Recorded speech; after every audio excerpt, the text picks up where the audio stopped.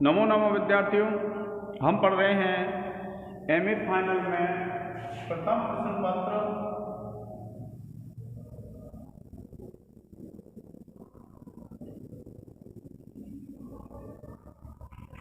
जिसका नाम है विद्यार्थियों साहित्य शास्त्र।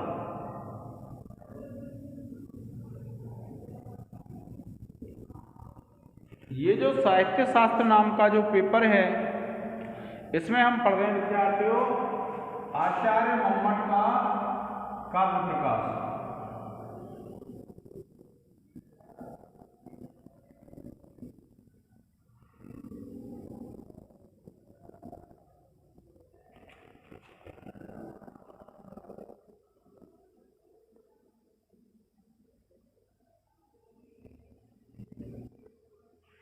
क्या पढ़ रहे हैं?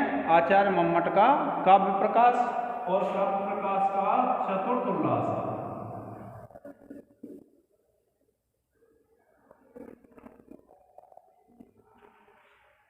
यह जो चतुर्थ उल्लास है विद्यार्थियों, यह जब हम चतुर्थ उल्लास पढ़ रहे थे तो एक रससूत्र आया था, और जो रससूत्र है वह रससूत्र कौन सा है विद्यार्थियों? कि आचार्य भरत का है।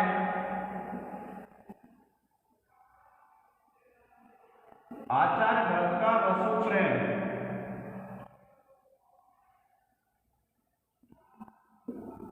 और वह जो रससूत्र है वो कौन सा है? विभावानुभाव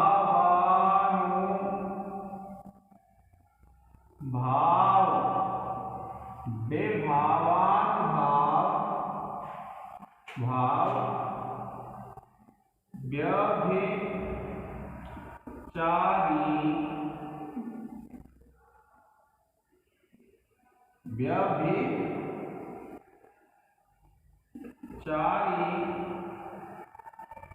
संयुगाद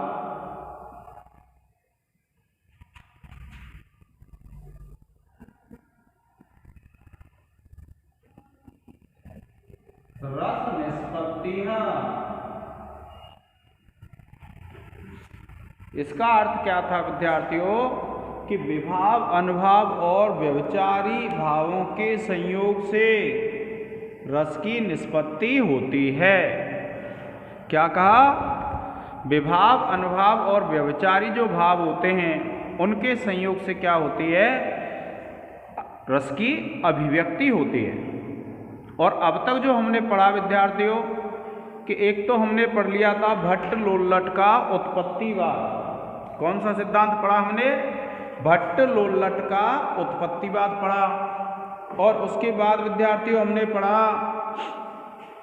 कि जो हमारे आचार्य दूसरे थे शंकुक का अनुमितिवाद, और तीसरा हमने पढ़ा आचार्य भट्टनायक का भुक्तिवाद।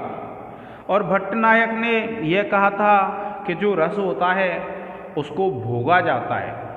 क्या कहा था?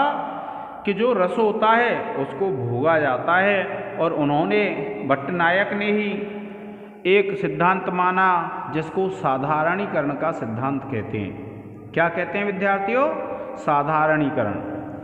तो साधारणीकरण का सिद्धांत भी किसने माना? भट्टनायक ने माना था। और ये जो भट्टनायक हैं, अब देखिए आज हम पढ़ेंगे रससूत्र की व्याख्या। एक और विद्वान है जिनका नाम क्या है? अभिनव गुप्त। अभिनव गुप्त इनका है विद्यार्थियों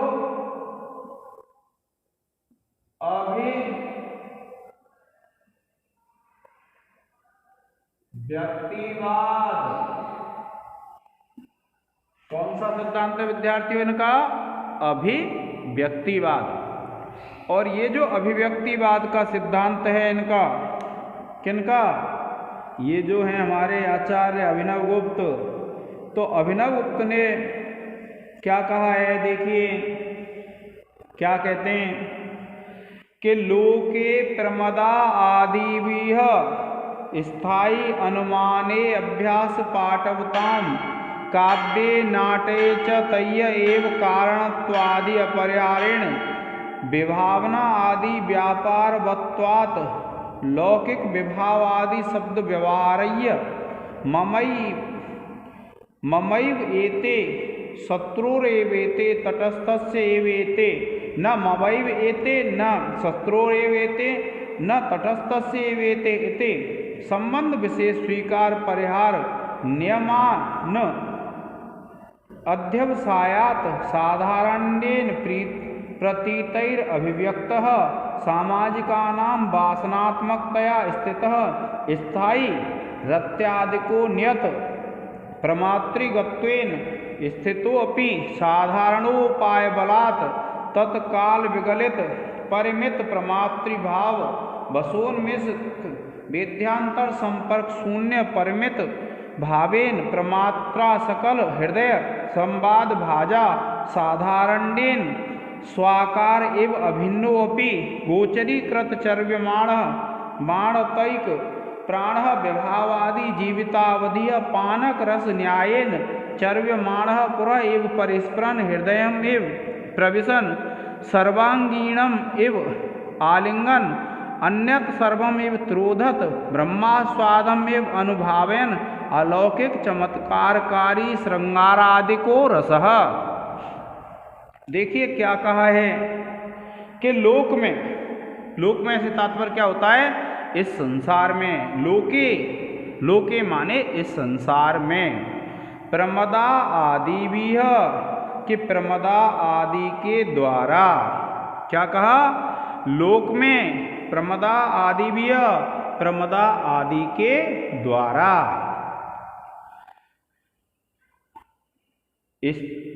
स्थायी अनुमाने अभ्यास पाठवताम के स्थायी अनुमाने के जो स्थायी भाव होते हैं उनका अनुमान करने में पाठवताम कहते हैं जो निपुण होते हैं। ऐसे काव्ये नाट्ये च तय्य एव, काव्ये नाट्ये च तय्य एव, काव्य में और नाटक में उनके द्वारा ही कारणत्व आदि परिहारेण कि कारणत्व आदि की समाप्ति कर देने से विभाव आदि व्यापारवत्वात् कि विभाव आदि व्यापार वाले होने से अलौकिक विभाव आदि शब्द व्यवहार्य कि अलौकिक जो विभाव आदि शब्द हैं उनसे व्यवहार करने पर मम एव एते कि यह मेरे हैं, शत्रुः एव एते कि यह शत्रु के हैं, तटस्थस्य एव एते कि यह तटस्थ के हैं, और न ममेवेते कि यह मेरे नहीं है, न शत्रुरेवेते ना ही शत्रु के हैं, न तटस्थस्येव एते और ना ही तटस्थ के हैं। इति संबंध विशेष स्वीकार के इति माने इस प्रकार के संबंध विशेष स्वीकार के विशेष प्रकार के संबंध को स्वीकार करने से परिहार और उसका समापन हो जाने से नियमान अनध्यवसायात नियमों का अध्यवसाय करने से, अध्यवसाय न करने से साधारणीकरण के द्वारा प्रतीतयः अभिव्यक्तः के प्रतीत होने से और अभिव्यक्त सामाजिकानां वासनात्मकतया स्थितः कि सामाजिकों की जो वासना के रूप में स्थित है, स्थायी रत्यादिको नियत प्रमातृगतत्वेन के स्थायी जो भाव होता है और जो नियत प्रमातृ आदि में जो स्थिर रहता है, स्थितोपि उनमें स्थित होने पर भी साधारण उपाय बलात् के साधारणीकरण के उपाय के बल से, किस उपाय के बल से, साधारणीकरण के उपाय के बल से तत्काल विगलित कि तत्काल उस समय विगलित परिमित प्रमातृ भाव वशोन्मिषित कि जो सीमित प्रमाता का भाव होता है उसके वशीभूत होकर के वेद्यांतर संपर्क शून्य कि दूसरे ज्ञान के संपर्क से रहित होकर के परिमित भावेन अपरिमित भावेन असीमित भाव के द्वारा प्रमात्रा सकल सहृदय संवाद भाजा कि सकल सहृदयों के संवाद के योग्य साधारणीकरण के द्वारा स्वाकार एव अभिन्नोपि कि अपने आकार के समान अभिन्न होने पर भी अभिन्नोपि अपने आकार के समान अभिन्न होने पर भी गोचरीकृत चर्व्यमाण के गोचर होता हुआ चर्व्यमाण और जो चबाया जाता हुआ है एक प्राण के जो एक प्राण रूप में रहता है विभाव आदि जीवित अवधि और जब तक विभाव आदि रहते हैं तब तक जो रहता है ऐसा पानक रस न्यायेन पान के रस के न्याय के द्वारा चर्व्यमाण चबाया जाता हुआ पुरः एव परिस्फुरन सामने ही स्फुट होता हुआ हृदयम एव प्रविशन मानो वह हृदय में प्रवेश कर रहा हो उसके समान सर्वांगीणम एव आलिंगन जैसे वह सभी अंगों का आलिंगन कर रहा हो उसके समान अन्यत सर्वम एव त्रोधत और अन्य सभी को त्रोधित करते हुए के समान ब्रह्मास्वादम एव अनुभावयन और ब्रह्म के आस्वाद के समान उसका अनुभव करते हुए के समान यह अलौकिक चमत्कारकारी और जो अलौकिक चमत्कार से युक्त होता है ऐसा श्रृंगार आदि को रस ऐसा श्रृंगार आदि रस होता है। अब देखिए इस रस की अलौकिकता के विषय में बताते हैं विद्यार्थियों। ये जो रस है इसकी अलौकिकता के विषय में क्या बताते हैं कि ये रस क्या है, अलौकिक होता है, लौकिक नहीं है।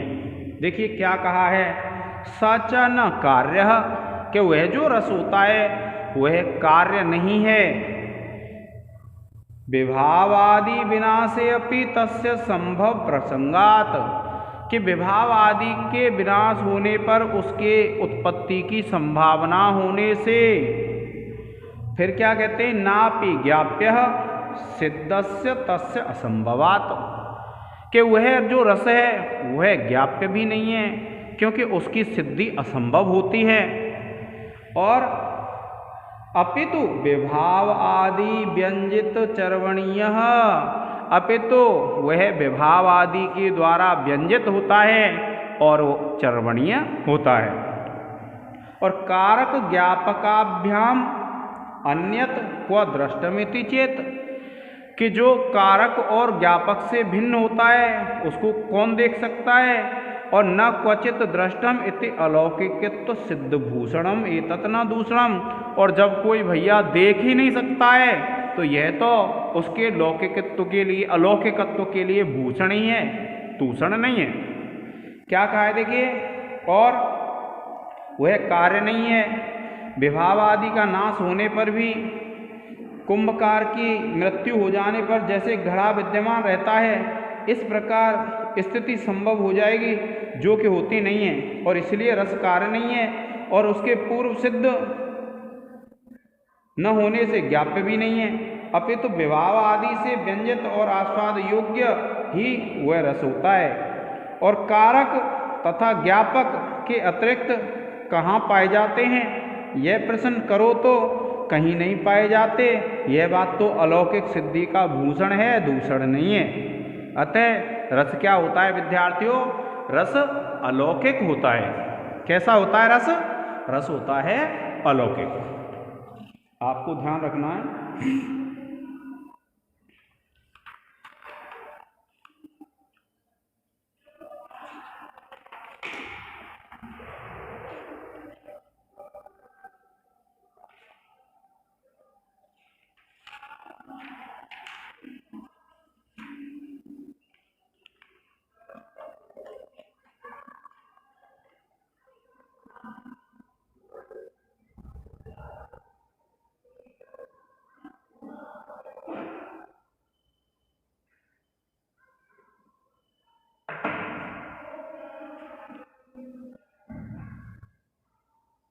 अब देखिए विद्यार्थियों दोषों के विषय में बताया गया आचार्य के होमवर्क में। क्या बताया, देखिए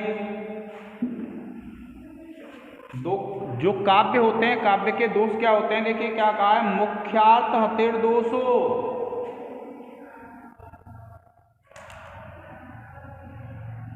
काव्य के दोष बताए हैं, क्या बताया, देखिए मुख्यार्थ हतिर दोषो। मुख्यार्थ हतिर दोषो के मुख्य अर्थ के हति करने वाले दोष होते हैं। रसश्च मुख्य तदाश्रयात वाच्य। और क्या कहा, देखिए रसश्च मुख्य तदाश्रयात वाच्य।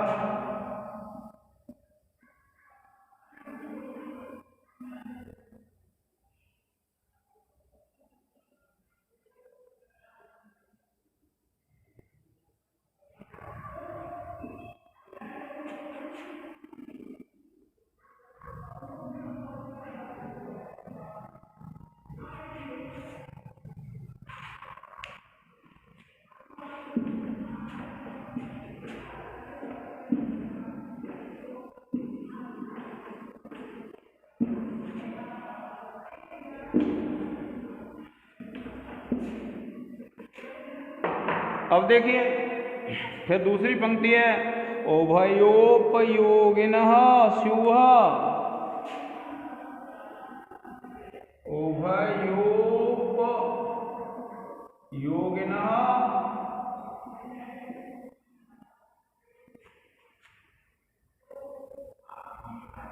स्युः शब्दाध्यास्तेन तेष्वपि सः।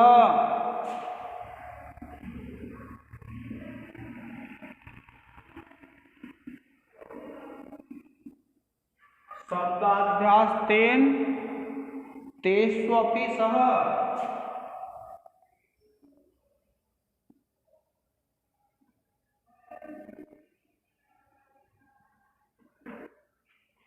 यह विद्यार्थियों सातवां जो उल्लास है, उस सातवें उल्लास की पहली कारिका है। इसमें क्या कहा गया है कि मुख्यार्थ हतिर दोषो रसश्च मुख्य तदाश्रयाद वाच्य उभयोपयोगिनः स्युः शब्दाध्यास्तेन तेष्वपि सः। क्या कहते हैं, देखिए मुख्य अर्थ का अपकर्ष करने वाला, अर्थात जिससे मुख्य अर्थ की हानि होती है, उसको क्या कहते हैं, दोष कहते हैं। और फिर क्या कहा कि और रस मुख्य अर्थ है। काव्य में जो रस होता है वह क्या होता है विद्यार्थियों, मुख्य अर्थ होता है, रस ही मुख्य अर्थ होता है। और इसलिए रस के जो अपकर्ष के कारण होते हैं उसका आश्रय होने से वाच्य भी मुख्य ही होता है। और इसलिए रस के साथ चमत्कारी वाच्य का अपकर्ष करने वाले दोष कहलाते हैं और उसको अर्थ दोष कहते हैं। शब्दादि रस और वाच्य अर्थ इन दोनों के उपकारक होते हैं, इसलिए उनमें भी यह दोष होता है और वह पद दोष कहलाता है विद्यार्थियों। ठीक है विद्यार्थियों, क्या कहा कि जो दोष होता है कि मुख्यार्थ हतिर दोष हो, कि मुख्य अर्थ में जो हानि पहुंचाने वाले होते हैं वह दोष होते हैं। और रसश्च मुख्य, और जो रस होता है वो क्या होता है, मुख्य होता है। तद आश्रयात वाच्य, और उसके आश्रय होने से वाच्यर्थ भी मुख्य होता है, क्योंकि वाच्यर्थ में से ही तो रस निकलता है, इसलिए वाच्यर्थ भी मुख्य होता है। और उभयोपयोगिनः स्युः शब्दाद्याः, और इन दोनों के उपयोग में शब्दादि भी होते हैं, तो तेन तेष्वपि सः, इसलिए उनके भी जो अपकर्ष होंगे वह भी क्या कहलाएंगे, दोष कहलाएंगे। तो विद्यार्थियों आज हमने पढ़ लिए काव्य के दोष, और इसके बाद जो शेष हैं कारिका उनको हम आगे वाले लेक्चर में पढ़ेंगे। आज के लिए विद्यार्थियों इतना ही। जय हिंद, जय भारत।